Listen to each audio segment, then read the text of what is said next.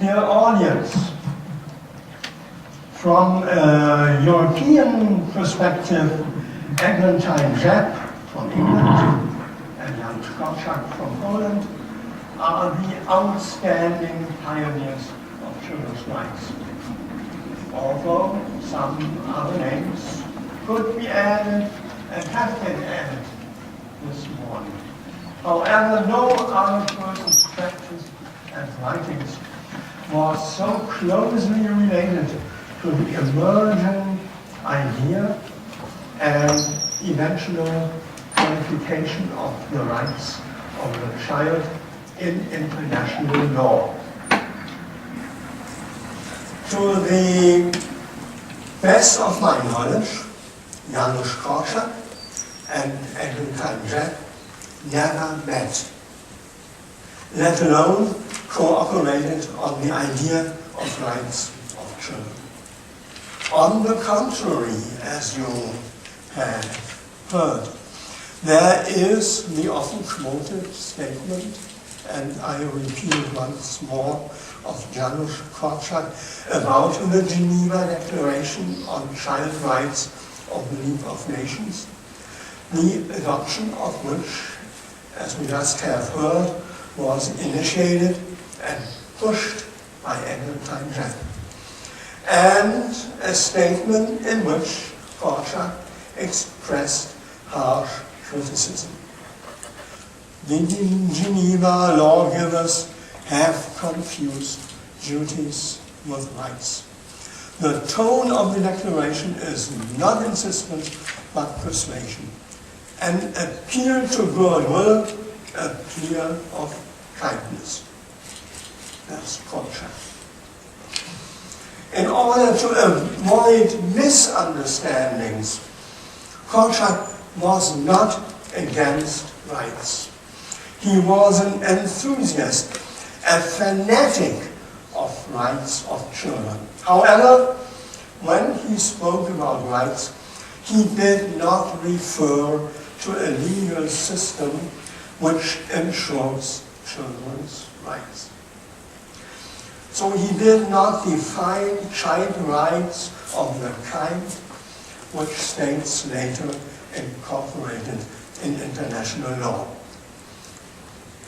Rights, according to Korczak, are not a matter of contract and adoption by voting in an assembly, but an emanation of the value of every human being.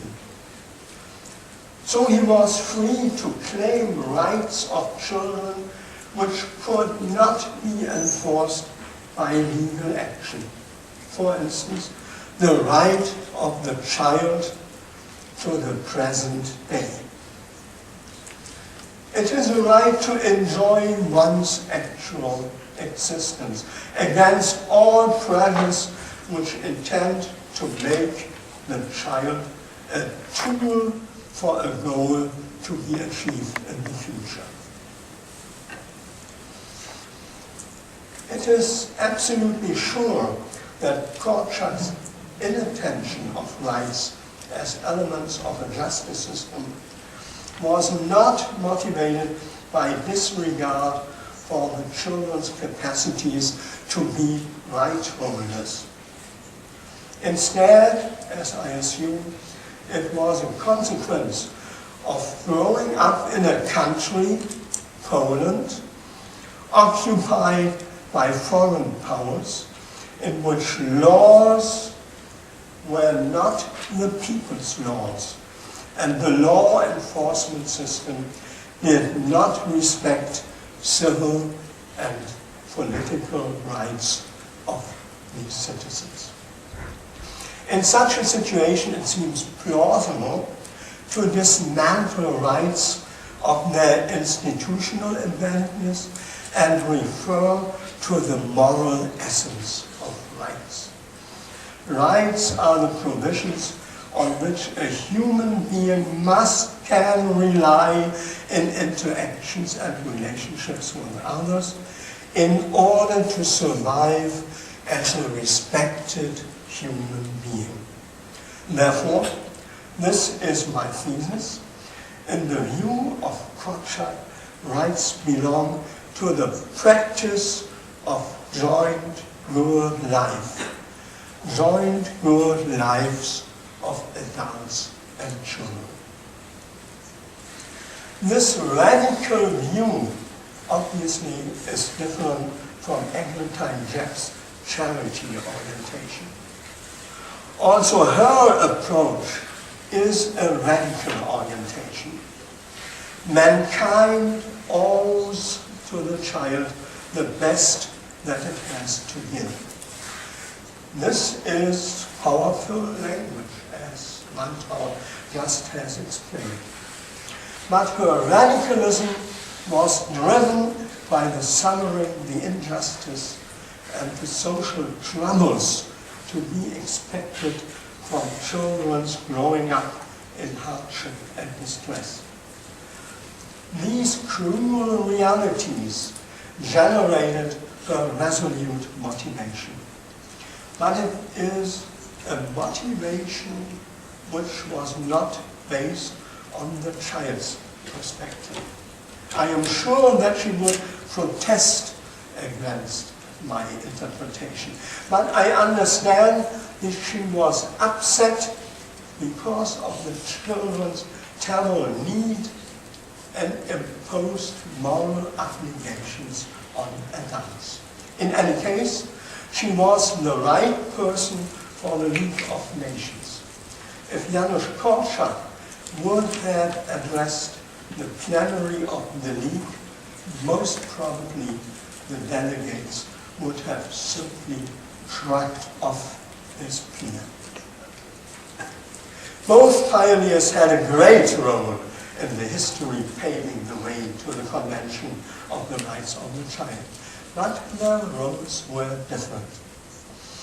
Eglantine Jepp successfully placed the sufferings of children and the obligation to provide support on the agenda of the most important and comprehensive political organization of her time, the League of Nations. This step was a breakthrough with long-term consequences, as it was still remembered when the United Nations were founded. From the beginning, there were voices asking for a renewed declaration of rights of children. Janusz Korczak became increasingly known as a Jewish pedagogue and author of remarkable books for children, who uncompromised accompanied his children into the gas chambers of Treblinka and was a hero and a symbol for unlimited adult loyalty to children. In the first decades after World War II, a small group of child rights activists discovered and revealed that this man has more to say than what is found between the lines of his children's books. For a growing community of Korczak students, it became a message of enduring relevance. Korczak's biography shows that he was deeply involved with children already as a student, professionally and as a volunteer. And I am sure that he did good work. But the person, the child rights activist Janusz Korczak, whom we know and regard, came into existence after a decisive experience. In his report on a summer camp where he did volunteer work, he describes a fundamental shift of his thinking about the relationship of adults and children. He remembers, and I quote, the next day in the summer camp, during a get-together in the forest, for the first time I spoke not to the children, but with the children. I spoke not of what I would like them to be, but of what they would like to and could be. Perhaps then, for the first time, I found out that one could learn a great deal from children, that they make and have every right to make demands, conditions, reservations. End of the quote. It was a kind of personal companion turnaround. Korczak soon recognized that this principle with the children is no easy solution. How can we implement this exchange of adult and child in mutual respect for each other? He met the challenges and became a clearly child rights based and at the same time an entirely realistic pedagogue without idealization and without romanticism, but also without mistrust and cynicism with regard to children's participation and self-government. His orphanages belong to the best practices which the child rights movement has seen. And this assessment is not based on the observation of a place where children nicely lived together, but on Korczak's manifold and honest reports about problems and mistakes with which adults and children jointly tried to come to terms in a way which always respected the worth of a human being. Somehow it is astonishing that Korczak, who was present in the intellectual life of Poland in the 20s and the 30s of the last century, by the means of books, interviews, and broadcast talks, had no noticeable impact on the emerging convention. Korczak's ideas about children as people deserving respect, who must be given genuine responsibility for own affairs, who have a right to make mistakes, or who must have the right to protest against injustice or wasting natural resources, could have widened the horizon of the members of the UN working group. Some of these issues come up today when it is considered granting older children a right to reject a medical treatment, or when lawyers in South Africa propose to provide limited or even full legal capacity to children having a household of siblings after the death of their parents. This missing attention is the more astonishing as the chairperson of the drafting work group of the United Nations, Professor Adam Lopatka, was a Polish national, an expert of law and political science, and served as a minister of religious affairs in Poland in the 80s. While today Poland celebrates the heritage of Janusz Korczak, Adam Lopatka did never point out the legacy of his compatriot to the drafting group.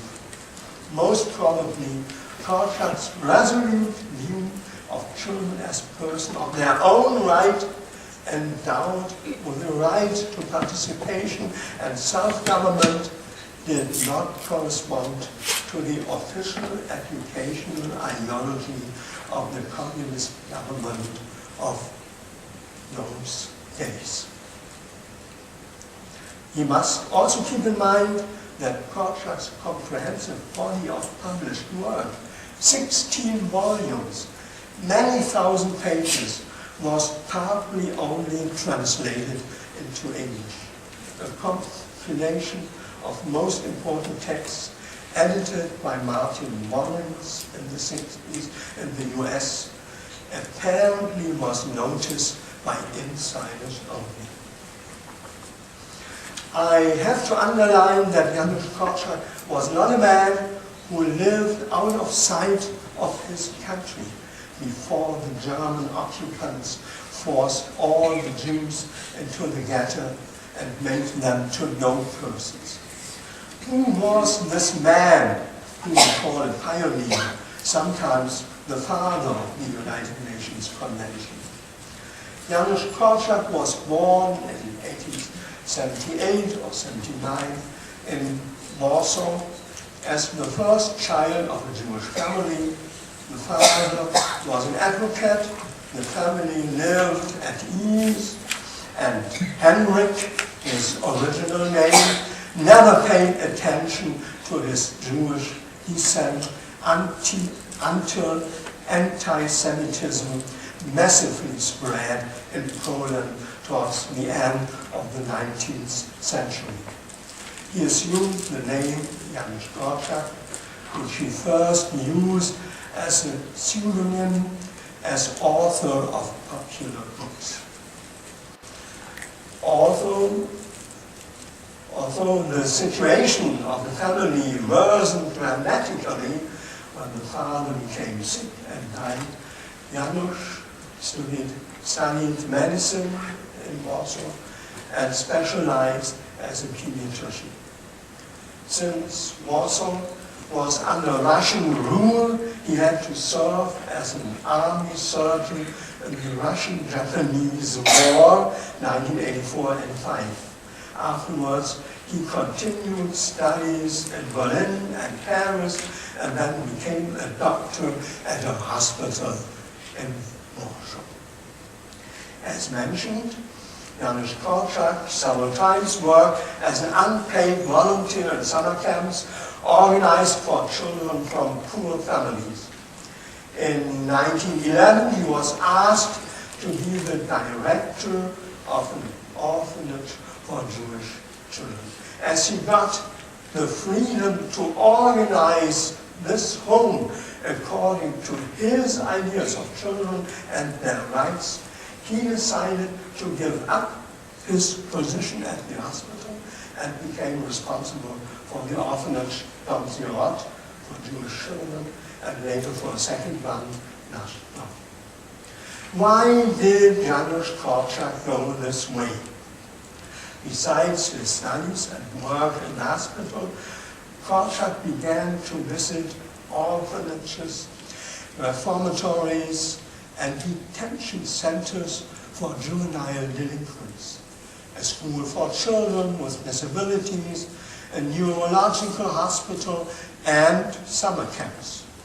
He not only had a look, just a look, but stayed for days and sometimes for months at these places. We know that Korczak formed his political orientation during his years at the university, when he made contact with a number of persons who he calls his teachers in civic work. All persons he mentions belong to a group of academics, writers, artists, and social activists, which were called the Warsaw positivists. Silverman, a Korczak expert, underlines the considerable influence of members of this group on Korczak's political orientation. In spite of the severe political persecution of critics and protesters against oppression by the Russian authorities at that time, the positivists did not give up their objective to reform the Polish society. They were convinced that this objective could be realized bottom-up only. Thus, priority should be given to the challenges of everyday life and to practical work. Their programs addressed people living in miserable conditions in cities and in rural areas, and the main aim of the reform activities was the improvement of adults and children's education.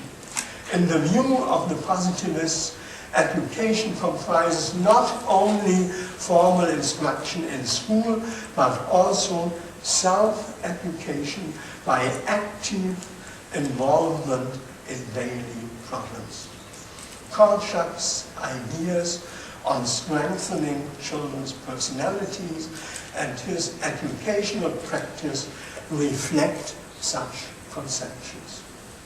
This background explains why Janusz Korczak considered the orphanage an appropriate place to develop norms and behavioral patterns of shared life together with children.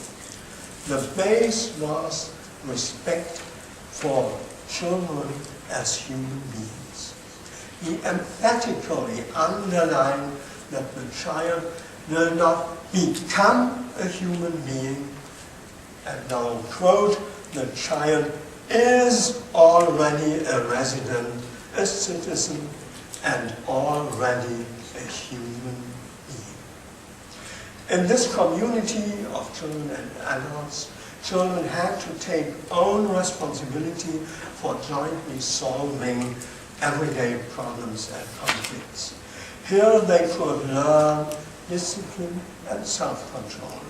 Here they had to negotiate acceptable and just solutions to dissensions and conflicts. There were many arguments and clashes in the homes.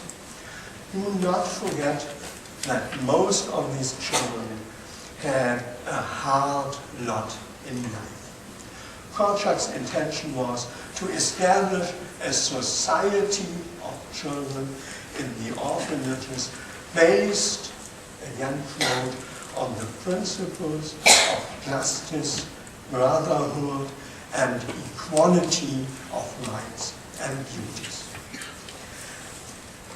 I would like to call the regulations and institutions which Korczak established together with the children in these homes an inclusive practice. The word which we generally use for children's inclusion in decision-making is participation. Interestingly, Janusz Korczak rarely used this word.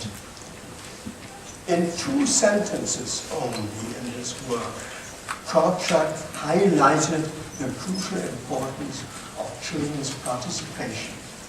When he described problems in cooperation with inactive, very inactive children, he stated that one, quote, cannot solve any of these problems without their children's participation. And at another place, Korczak insisted that without the participation of experts, we shall never succeed. And the expert is the child. Why and in what way can Korczak and the children of his orphanages be a model? The key may be just his avoidance of the term participation.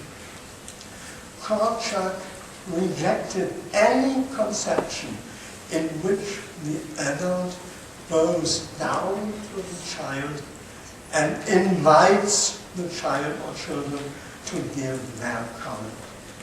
His orphanages were organized in a way that this idea could never emerge. Korczak describes children's position in the orphanages by these words, and again I quote, "The child became the patron, the worker, and the head of the home. What follows is not our work, it's the work of the children." What was the social and institutional reality behind this sentence? Children were included in all activities in the home.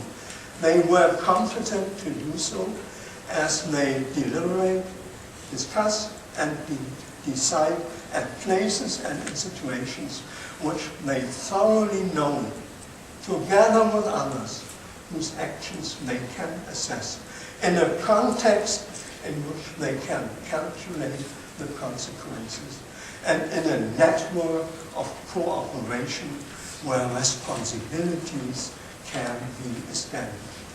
A parliament of 20 child deputies has the final decision in important matters, including the admission and expulsion of children and of staff members. A court of peers settles conflicts among children and also protects children against maltreatment by adult staff. Other provisions ensure that every child is informed about matters of concern and can communicate suggestions and complaints. A bulletin board, a mailbox, a shelf, a newspaper. These measures generated a public sphere in the orphanages. They made children's views, interests, and worries a shared issue in the community of children without being censored by adults. It is this community which was best prepared to find a just and caring solution that fits the individual as well as the community. In my view, one aspect is of special relevance. I assume that Korczak and the children could realize this remarkable co-responsibility since they did not separate the different rights of children and adults into pieces, as we have to do in the convention, where we list rights article by article, and this is necessary for a law code. Human rights experts underline that these rights are indivisible, but under the thoroughness of everyday life, these rights are in danger to be implemented separately, one by one, or one besides the other, and not in their entirety. Korczak could not keep to a convention, and the Geneva Declaration was of no relevance for him. However, his work shows that he implemented the full catalogue of children's civil rights: right to information, freedom of expression, freedom of thought, freedom of assembly, right to privacy, and the right to be heard, and the news be given weight. These are the articles 12 to 17 of the Convention. And we observe all these rights become effective because they mutually back each other. The fundament for this interwoven network of rights is indicated in the just quoted statement of Korczak about participation. If he, the child, or she feels respected, the child himself will become a responsible right holder. Respect is the core.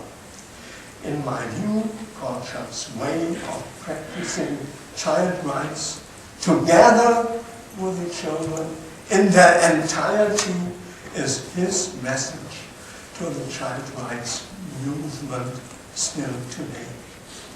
We call him a pioneer in the forefront of the codification of child rights.